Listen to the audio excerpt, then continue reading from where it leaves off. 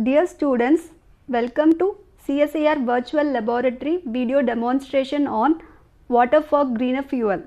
This video is presented by Electrochemical Process Engineering Division, CSIR-CECRI, Karaikudi.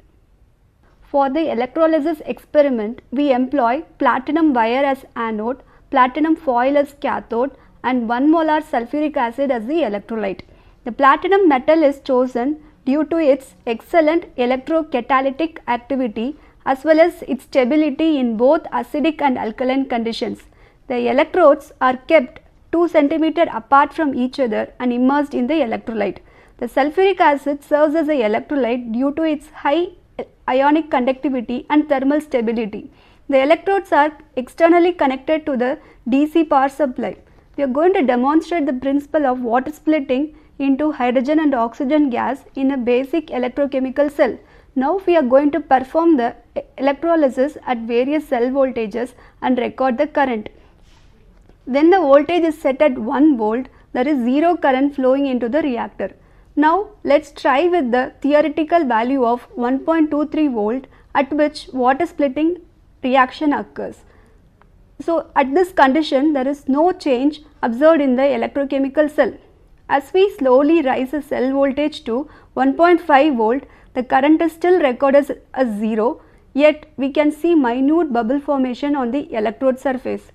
When the cell voltage is raised to 1.75 volt, still there is no change in the value of current, but we can spot larger bubble formation both in size and number on the electrode surface.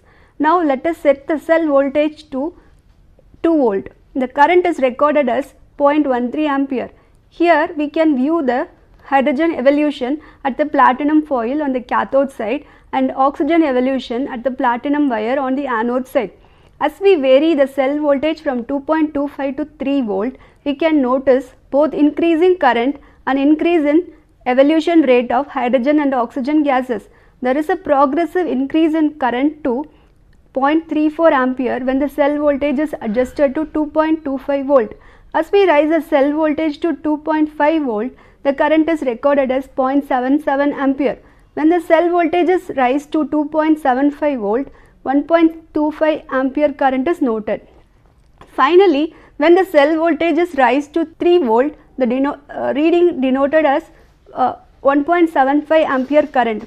We can also observe the rapid increase in gas formation as the cell voltage is increased. At 3 volt, there is a possibility of ozone formation at the anode. Through this simple experiment, we have observed the current voltage characteristics and the results are shown in this graph. We can apply this fundamental principle for the construction of proton exchange membrane based hydrogen generator. In the next set of experiments, we are going to demonstrate the generation of hydrogen and oxygen gas through proton exchange membrane based water electrolyzer. At first, we see here a single cell PM electrolyzer configuration with inbuilt membrane electrode assembly, flow field, current collector, N plates assembled together to make a single cell. Here, the deionized water of resistivity 18 mega ohm is supplied from the water tank to the anode side flow channels of the electrolyzer. The electrolyzer is externally connected to the DC power supply. The water splitting reaction occurs and the hydrogen and oxygen gases are produced. The single cells are assembled in series to make a cell stack for the production of high volume of hydrogen and oxygen gases. So, what we see here is a PEM hydrogen generator developed at CSIR-CECRI. This compact hydrogen generation unit consists of electrolyzer stack, piston pump, water supply provision, gas scrubber, DC rectifier and electronic control panels. Deionized water is pumped to the anode side of the electrolyzer stack. As soon as the voltage of 2.5 volt is applied, the water splitting reaction occurs at the anode and produces oxygen and protons. These protons are transported across the solid polymer membrane from the anode to the cathode side and produce hydrogen gas at the cathode side.